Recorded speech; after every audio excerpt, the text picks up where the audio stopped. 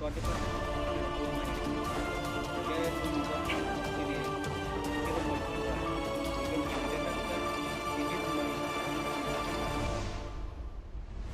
100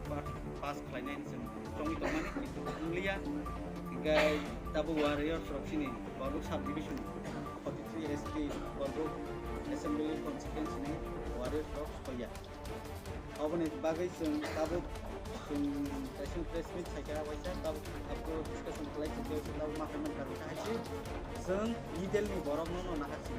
जों local ni ujona je dongmani sini hero mo bukra abuna जों oro local law accept khayangai tabu जों middle ni जों prostab khaika sini age o jago in charge borom ganang sini Rajeshwar Deparma kono tabu prostab khaika jate bo sini Borok constituency o khai di promo thanengai vote khainai apply khainani bagi hambai candidate media rama hambai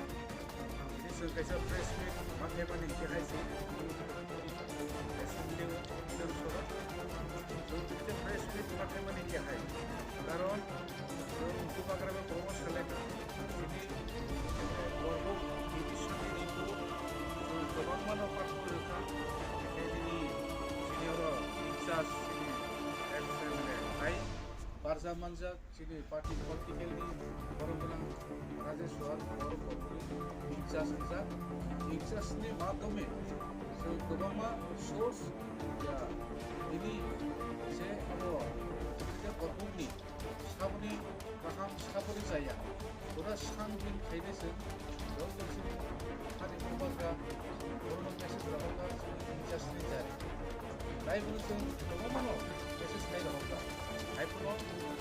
sini kubaga tai jamba je Borok kaham no candidate ruti ke सबसे simple candidate nomni har class ini puno জনসাধারণ বিনি মায়া মমতা করি বিনি নাহারমন কোনো করি বিনি খালি ভাই সঙ্গে প্রেসমিট মাখাইও जोंनायो ini इरमुको तारमगोन ताई दिनि सन्दै मारिनिबो तारम जदेसे विधानसभा बर' 43 एसेम्बलिआव पास खायना हिंखे जों खातानि बर'नो नाहारसिनो हिंखे जों जत ब्रैजिथा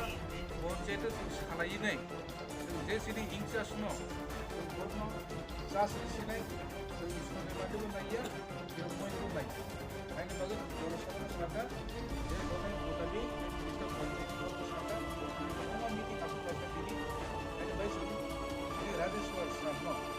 ex-MLA Borguni incas जों जत बिनि नागारमन गाहाम बिनि बेवहार गाहाम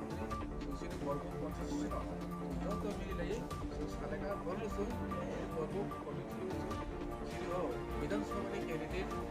जों 100 to 100% जों हेल्प खायनाय आसा खाय जों विधानसभागो क्लाइसे टक्लाय जत निस्लाय टक्लाय मुंबई जों पास आसा नाय